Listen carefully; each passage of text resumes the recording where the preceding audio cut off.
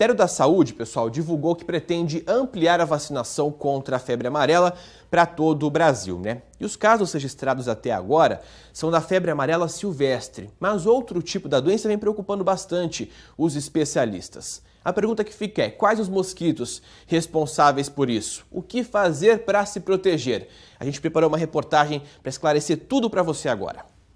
É só chegar o fim da tarde para Michele fechar todas as janelas da casa onde mora.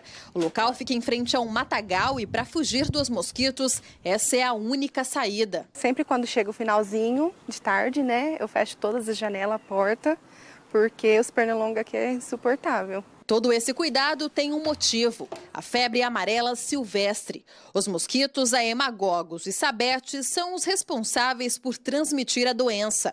Com o avanço das cidades e o desmatamento, a população está cada dia mais perto deles. Mas é preciso estar muito atento, pois os mosquitos que vivem nas matas não são os únicos que têm capacidade para transmitir a doença. A preocupação dos especialistas em relação à febre amarela urbana existe devido à aproximação entre a cidade e as matas.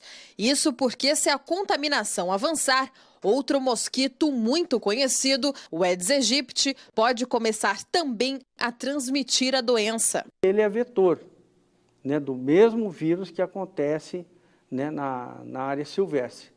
Então, só o que tem ocorrido é o contato do homem com essas áreas silvestres, né, e sendo picados pelos mosquitos, então, que vivem nessa área e transmitem o vírus. Aí ele volta para a cidade e desenvolve a doença. Para reconhecer cada um deles, é preciso ficar de olho nas características que os diferenciam. O mosquito aemagogos tem tonalidade escura e pode apresentar faixa prateada algumas vezes. Já o sabetes é colorido. Ambos vivem em áreas verdes e picam ao fim do dia. Já o Aedes aegypti tem manchas brancas nas patas e não tem horário para picar.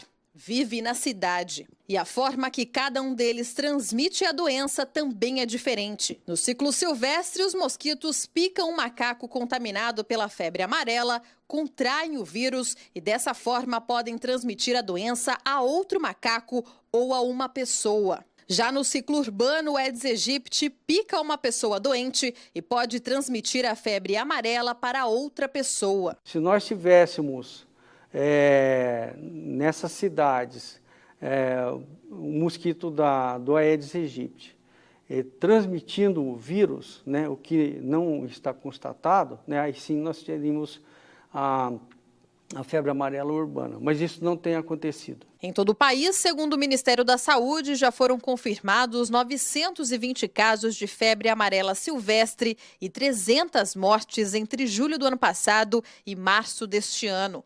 No estado de São Paulo, já foram 376 casos e 120 mortes.